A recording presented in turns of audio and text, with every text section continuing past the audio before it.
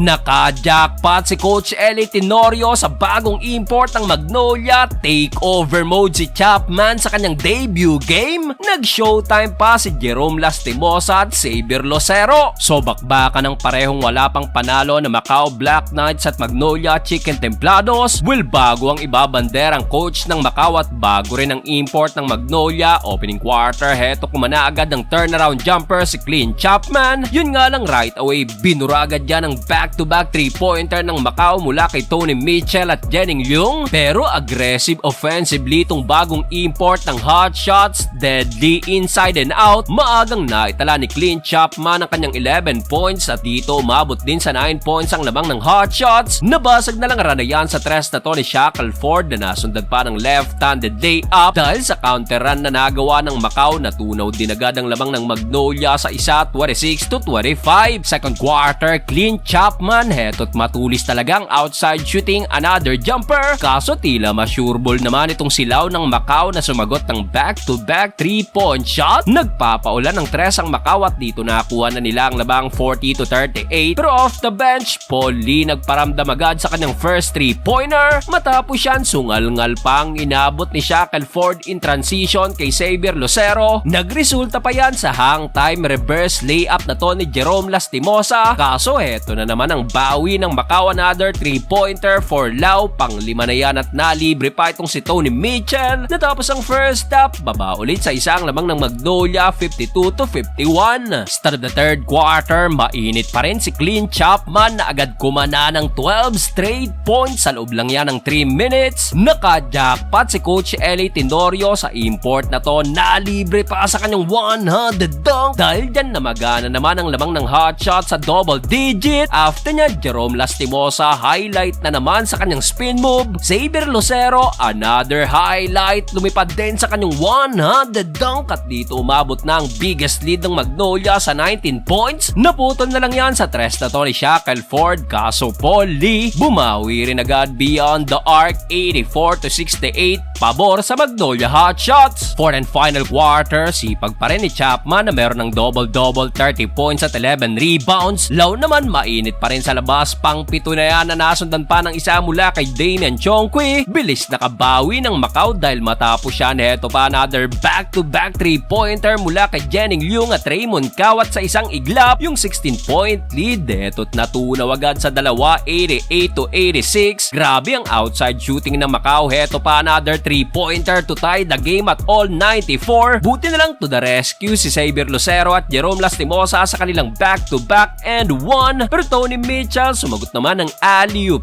dunk. Kaso Clint Chapman sumagot din agad ng and one with 37 points. Sa uli dahil kay Chapman nakuha na rin sa wakas ng hot shots ang kanilang unang panalo.